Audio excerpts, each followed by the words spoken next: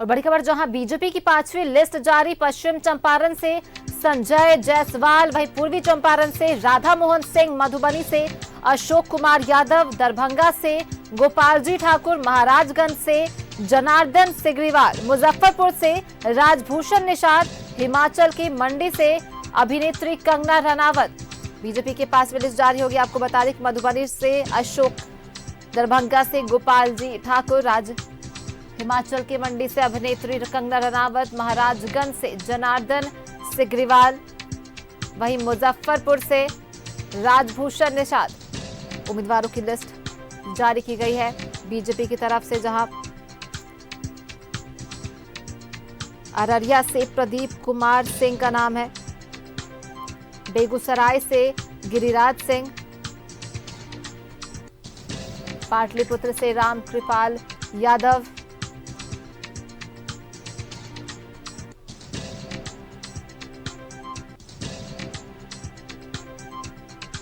पटना साहिब से रविशंकर प्रसाद का नाम। बीजेपी की ये 5वीं लिस्ट जारी की गई है। बीजेपी की तरफ से 5वीं लिस्ट जारी हो चुकी है बीजेपी की, जहां पश्चिमी चंपारण से संजय जायसवाल, पूर्वी चंपारण से राधा मोहन सिंह, मधुबनी से अशोक कुमार यादव, दरभंगा से गोपाल जी ठाकुर का नाम उम्मीदवारों की लिस्ट में, जहां आपको बता दें कि महाराजगंज से जनार्दन सिग्रीवाल का नाम, मुजफ्फरपुर से राजभूषण निषाद, हिमाचल की मंडी से अभिनेत्री कंगना रनावत। और बीजेपी ने अपनी 5वीं लिस्ट, उम्मीदवारों की 5वीं लिस्ट जारी कर दी है।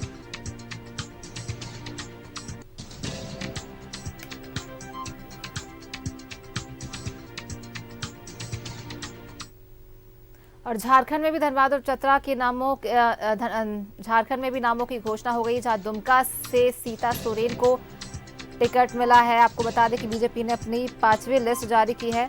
चतरा से कालीचरण सिंह को टिकट मिला है और वहीं धनबाद से ढुल्लू महतो को टिकट मिला है। ये जो इम्पोर्टेंट सीट जिसपे बीजेपी ने अपने तरफ से उम्मीदवारों का नाम जारी कर दिया है। बीजेपी का ये पांचवा लिस्ट जारी किया बीजेपी ने,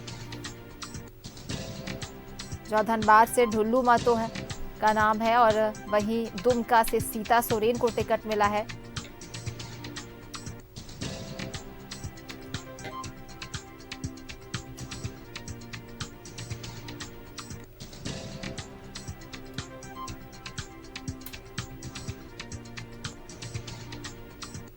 और फोन लाइन पे हमारी सहयोगी भावना जुड़ गई हैं।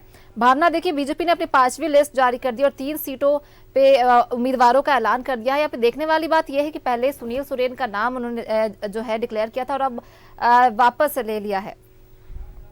देखिए, अभी आपको मैं बता दूं कि अब जो है 11 नामों की जहां एक तरफ घोषणा हुई थी और लगभग इंतजार था कि बाकी जो बची 2 सीटें हैं उनमें किन नामों की घोषणा होगी, क्योंकि एक सीट पर तो पहले ही आसू अपना चुनाव जो है लड़ रही है। तो ऐसे में देखा जा रहा है कि जो 3 सीटों में से जो 2 सीटें रह गई थी, उसमें भी जो 11 सीट थी उसमें से एक सीट दुमका को दोबारा से रिपीट कर दिया गया है। यानी कि जहां सुनील सिंह चुनावी मैदान में उतर चुके थे, जिनके नाम की घोषणा हो गई थी, लेकिन सीता सोरेन के बीजेपी में ज्वाइनिंग करने के साथ ही दुमका सीट से जो है सीता सोरेन को उतार दिया गया है। और अब यानी कि ये मानिए कि बीजेपी ने अपने प्रत्याशी को जो है उस सीट से जो है बैक करने के लिए कहा और ऐसे में सीता सोरेन को सीट से उतारा गया। चतरा से कालीचरण सिंह को चुनावी मैदान में उतारा गया और ढुल्लू महतो को धनबाद से चुनावी मैदान में उतार दिया। यानी कि झारखंड के 3 चेहरे चुनावी मैदान में। पहले 11 नामों की घोषणा हुई, उसमें से भी एक नाम ने, एक जो सुनील सोरेन की सीट की दुमका की, उसमें उन्होंने बैक किया और ऐसे में अब जो है नया नाम जो आया है, इंटरनल ये खबर है कि उन्होंने बैक किया और जो नया नाम आया सीता सोरेन, क्योंकि हाल ही में उन्होंने दिल्ली में बीजेपी केंद्रीय कार्यालय में जो है ज्वाइनिंग की थी और दामन थामा था बीजेपी का। और देखिए ऐसे में बीजेपी की तरफ से सीता सोरेन को उपहार है ये, इसे इस तरीके से समझा जाए। और दुमका से सीता सोरेन अब उतरने जा रही है, चतरा से कालीचरण सिंह है, धनबाद से ढुल्लू महतो है। इतना ही नहीं, जहां आप झारखंड के परिप्रेक्ष्य में बात करें तो बिहार के परिप्रेक्ष्य में बात करना भी जरूरी है। केंद्रीय मंत्री गिरिराज सिंह, उनको दोबारा से चुनावी मैदान में उतार दिया। बेगूसराय से चुनाव लड़ने जा रहे हैं। आपको बता दूं कि उजियापुर सीट आती है, बिहार में ही आती है। नित्यानंद राय जो कि केंद्रीय मंत्री है, उन पर बीजेपी ने फिर से दांव खेल दिया है, उन्हें भी चुनावी मैदान में उतार दिया है। पटना साहिब की बात कर ली जाए तो रविशंकर प्रसाद को भी चुनावी मैदान में जो है उतार दिया गया है। और अब ऐसी भी सीटें हैं जिनकी टिकट काटी गई है, जिसमें आप गाजियाबाद सीट को ले सकते हैं। उत्तर प्रदेश की ये सीट है जिसमें जो केंद्रीय मंत्री है वीके सिंह, वो काफी बार जो है वहां से चुनाव लड़ चुके हैं, लेकिन अब उनकी सीट का जो टिकट है वो काट दिया गया और वहां से अतुल गर्ग को चुनावी मैदान में उतारा गया, जो कि उत्तर प्रदेश सरकार में मंत्री रह चुके हैं। यानी कि कई लोगों की टिकटें काटी गई है, कई लोगों को दोबारा से रिपीट किया गया है, कुछ नए चेहरों को मौका मिला है जो कि हाल ही में बीजेपी का दामन थाम चुके थे। और आप इसको इस तरीके से भी समझ सकते हैं कि एक मजबूत चेहरे को जो है बीजेपी चुनावी मैदान में उतार रही है, जिन चेहरे पर बीजेपी जान रही है और समझ रही है कि ग्राउंड पर रिपोर्ट क्या है उन चेहरों को लेकर। शायद यही बड़ा कारण है कि दुमका सीट से सीता सोरेन को चुनावी मैदान में उतारा गया है। यानी कि दुमका से अगर सीता सोरेन चुनावी मैदान में उतरी है तो आप ये समझ लीजिए कि दुमका से जेएमएम का या जो कांग्रेस का गठबंधन का कोई ऐसा एक मजबूत चेहरा होगा जो कि सीता सोरेन से चुनावी मैदान में मुकाबला करेगा। लेकिन अब सवाल ये उठता है कि जहां झारखंड की सीटें आ चुकी है, बिहार की सीटें आ चुकी है, लगभग 3 केंद्रीय चुनाव समिति की बैठक हो चुकी है। कल हम वही केंद्रीय चुनाव समिति की बैठक केंद्रीय कार्यालय में कवर कर रहे थे। 2 नाम सबसे आगे थे, योगेंद्र प्रताप सिंह का और चंटा सिंह का, लेकिन हम लगातार ये भी कह रहे थे दर्शकों को कि ये 2 नाम है जो कि रेस में आगे चल रहे हैं, लेकिन आला कमान जो है आज ये तय कर लेगा कि किन नामों पे क्रॉस करना है और किन नामों पे फाइनली मोहर लगानी है। उसमें 3 सीटों पर आला कमान की तरफ से झारखंड में जो है मोहर लगा दी गई है। कालीचरण सिंह को जो है चतरा से उतार दिया गया है, धनबाद से ढुल्लू महतो है, तो वहीं दुमका से सीता सोरेन है। और बिहार की भी हम चर्चा जरूर करेंगे, क्योंकि झारखंड की बात हो, बिहार की चर्चा ना हो और बिहार के उम्मीदवारों का नाम ना हो तो खबर अधूरी रह जाएगी। इसलिए हम अपने दर्शकों को बताना चाहेंगे कि पश्चिम संजय जायसवाल चुनावी मैदान में उतर चुके हैं। राधा मोहन सिंह बीजेपी के बड़े नेताओं में गिने जाते हैं। पूर्वी चंपारण से उन्हें उतारा गया है। अररिया से प्रदीप कुमार सिंह चुनावी मैदान में और दरभंगा से दोबारा से बीजेपी ने गोपाल जी ठाकुर पर जो है दांव खेला है और उन्हें दोबारा से टिकट दी है, उन्हें चुनावी मैदान में उतार दिया है। महाराजगंज की अगर आप बात करेंगे तो जनार्दन सिंह को चुनावी मैदान में उतारा है।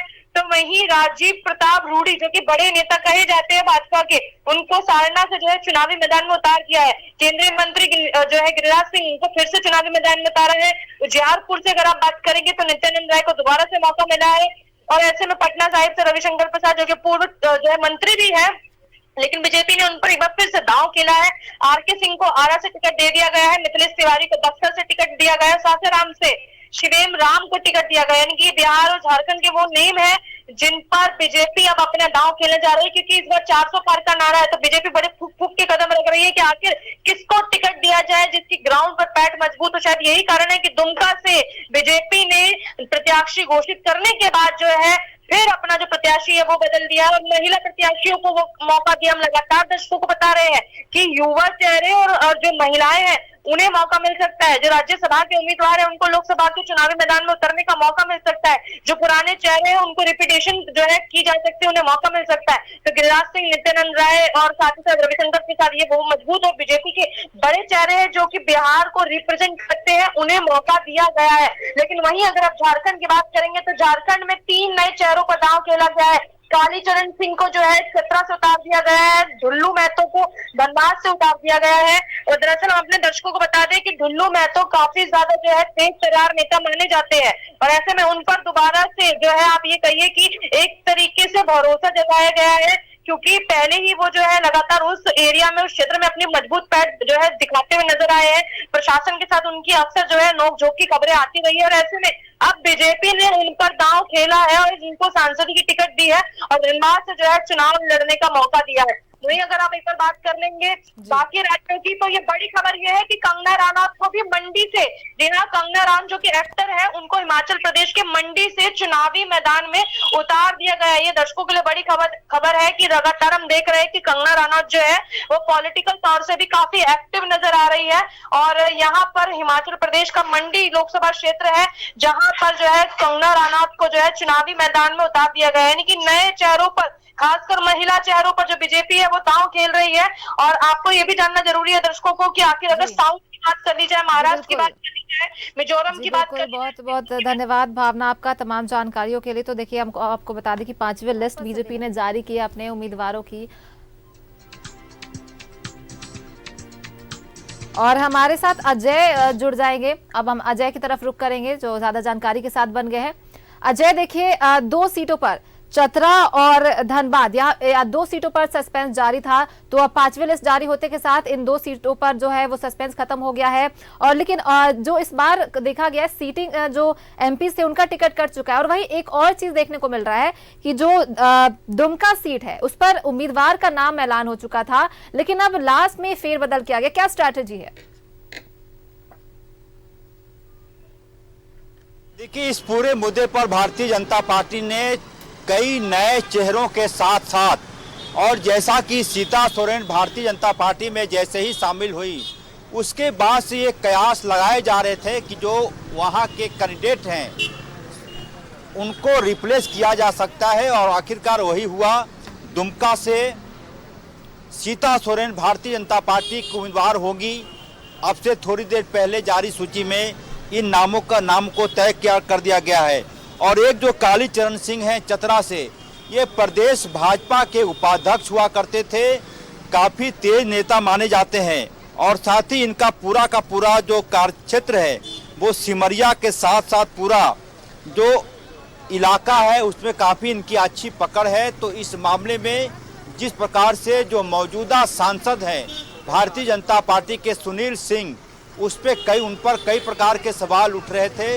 तो यह अब तय हो गया कि ढुल्लू महतो धनबाद से, कालीचरण सिंह चतरा से और दुमका से सीता सोरेन भारतीय जनता पार्टी की उम्मीदवार होंगी। एक जो सीट बच गया है गिरिडीह वाला, उसके उम्मीदवार की घोषणा आसू की तरफ से होना है। कौन उम्मीदवार होगा आसू का, मतलब यह कि 14 संसदीय सीटों पर प्रत्याशियों की घोषणा हो गई। अब ये देखना होगा कि INDIA की तरफ से इन चेहरों के मुकाबले के लिए कौन प्रत्याशी सामने होता है। ये बड़ी बात होती है सोनाली। जी बिल्कुल अजय, बड़ी बात होगी। लेकिन अभी भी एक चीज़ कह सकते हैं कि दुमका जो सीट है उस पर पहले सुनील सोरेन का नाम ऐलान कर देना, फिर वापस ले लेना, उसके बाद सीता सोरेन को इस सीट के लिए उम्मीदवार का नाम घोषित करना, ये क्या स्ट्रैटेजी है? क्योंकि इस सीट पर कहीं ना कहीं कल्पना सोरेन के लड़ने की भी बात आ रही, तो क्या बीजेपी इसका फायदा उठाना चाह रही? बिल्कुल सोनाली, आपने बिल्कुल सही कहा कि देखिए, जैसे ही ये झारखंड की राजनीति में जैसे ही ये चर्चा हुई कि दुमका से कल्पना सोरेन या फिर हेमंत सोरेन खुद संसदीय चुनाव लड़ सकते हैं, तो यह माना गया था कि यदि दुमका संसदीय सीट पर हेमंत सोरेन प्रत्याशी होते हैं या फिर कल्पना सोरेन प्रत्याशी होते हैं तो तराजू के पलड़े पर सुनील सोरेन कमतर प्रत्याशी माने जा रहे थे। यह माना जा रहा था कि यदि ये 2 चेहरों में से कोई एक भी सुनील सोरेन के सामने होगा तो उनके लिए मुश्किलें खड़ी हो सकती हैं। लिहाजा वक्त रहते, मुझे लगता है कि इसकी स्क्रिप्ट कब लिखी गई है नहीं पता, लेकिन वक्त रहते भारतीय जनता पार्टी ने सीता सोरेन को पार्टी में लाया, उन्हें बड़ी जिम्मेदारी देते हुए दुमका से प्रत्याशी बना दिया। ये मुझे लगता है कि पूरा का पूरा जो स्ट्रेटजी है वो कल्पना सोरेन या हेमंत सोरेन जैसे नामों की चर्चा के बाद उभरकर सामने आया। अब मुश्किल ये होगा कि यदि दुमका में कल्पना सोरेन उम्मीदवार होती है INDIA की या फिर खुद हेमंत सोरेन उम्मीदवार होते हैं तो मुकाबला बेहद ही कांटे का टक्कर का होगा। सीता सोरेन का अपना एक कद है, वो शिबू सोरेन परिवार से आई हैं, लिहाजा उन्हें बेनिफिट मिलेगा। और साथ ही भारतीय जनता पार्टी का कैडर बोर्ड और नरेंद्र मोदी का जो यहाँ पे हमारे साथ MLA राज सिन्हा बन गए हमारे साथ। बहुत बहुत स्वागत है आपका न्यूज़ 11 भारत में। देखिए, सीटिंग MLA को बैठाकर और MP को एक बार टिकट देना, इस पे आप क्या कहना चाहेंगे? क्या आवाज नहीं आ रही है? जी, सीटिंग MP को बैठाकर नए चेहरे को मौका दिया जा रहा है, आप क्या कहना चाहेंगे इस पे? तो पार्टी का अपना सोच है, पार्टी का अपना निर्णय है। पार्टी जिसको भी जो भी कार्य करता है उसको पार्टी टिकट देती है, चुनाव लड़ाती है, इसमें हम लोग क्या कर सकते हैं? फिर भी एक सिटिंग MP को बिठाकर मौका देना, कोई जिसका भी टिकट कटता है या पहले जो भी रहा है वो तो सिटिंग ही क्या ना करता है, वो तो पार्टी का निर्णय है। पार्टी के पास अपने हर कार्यकर्ता को पार्टी मौका देना चाहती है और ढुल्लू जी समर्पित कार्यकर्ता है, पार्टी के पुराने कार्यकर्ता हैं, तो उनको टिकट दी इसमें। जी चलिए, बहुत बहुत धन्यवाद आपका। और फिर हम अपने सहयोगी अजय लाल के पास लौटेंगे। अजय, अपनी बात पूरी करिए।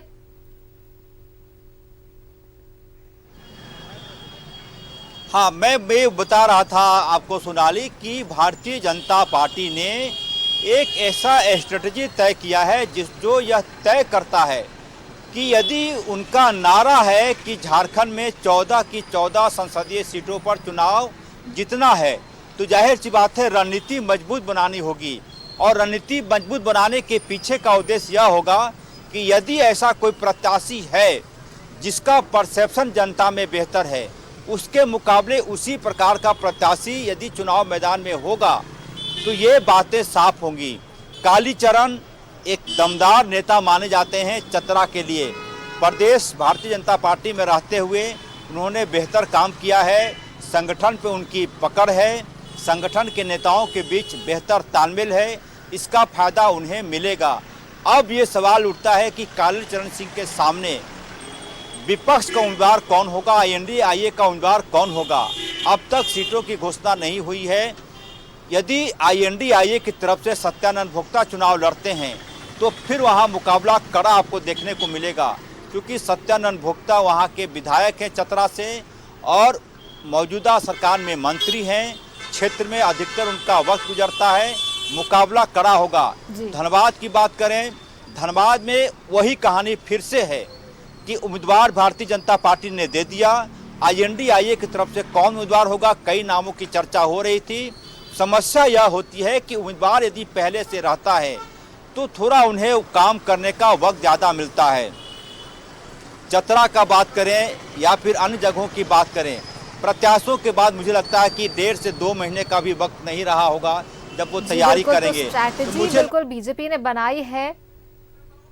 जी बिल्कुल अजय, तो स्ट्रैटेजी बिल्कुल बनाई है बीजेपी ने, उसी के तहत वो आगे बढ़ रही है। जहां दुमका से बीजेपी ने एक उम्मीदवार का नाम का ऐलान किया और फिर वापस ले लिया। ये काफी सोची समझी स्ट्रैटेजी कही जा सकती है। दे रहे हैं, ज्यादा हिलाइएगा नहीं।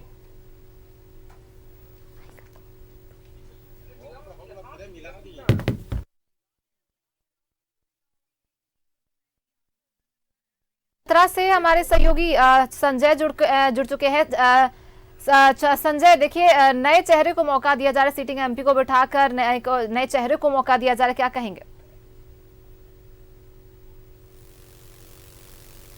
आप देखिए, ये चतरा का पहली बार इतिहास रचा गया है। चतरा लोकसभा से जो चतरा लोकसभा में जो कलंक लगा हुआ था, उस कलंक को आज भाजपा के बड़े बड़े जो नेता थे उन्होंने कलंक को धोने का कोशिश किया है। और यहाँ पहली बार जो है चतरा के लोगों को, जो चतरा लोकसभा के जो स्थानीय उम्मीदवार थे कालीचरण सिंह, उनको टिकट मिला गया है भाजपा की ओर से, जिसको लेकर के यहाँ का पहले से भी मांग था कि अगर यहाँ का लोकसभा का टिकट अगर स्थानीय उम्मीदवार को मिलेगा तो निश्चित तौर पर भाजपा यहाँ काफी मजबूत स्थिति पर होगा। और भाजपा ने कालीचरण सिंह को टिकट दे करके ये कहा जा सकता है कि जो यहाँ के लोगों का जो मांग था कि लोकल उम्मीदवार दे करके यहाँ के जो भाजपा के जो लोग हैं उन्होंने बहुत बड़ा काम किया। और यहाँ एक तरह से बता सकते हैं कि यहाँ के जो जनता है उनको काफी खुशी है इस बात को लेकर के कि यहाँ का लोकल उम्मीदवार, ये पहली बार जो है चतरा में लोकल उम्मीदवार को टिकट मिला है, जिसको लेकर के यहाँ के जनताओं में काफी खुशी है। जी बिल्कुल संजय, तो इस बार देखने को मिल रहा है नए चेहरों को मौका दिया जा रहा है, स्ट्रैटेजी बीजेपी की नई। जहां हम बता दें आपको, बहुत बहुत धन्यवाद संजय आपका भी, और हमारे सहयोगी अजय भी जो हमारे साथ जानकारी के साथ बने हुए थे, आपका भी बहुत बहुत धन्यवाद अजय। तो देखिए बीजेपी ने अपनी 5वीं लिस्ट जारी की है जहां उम्मीदवारों के नाम का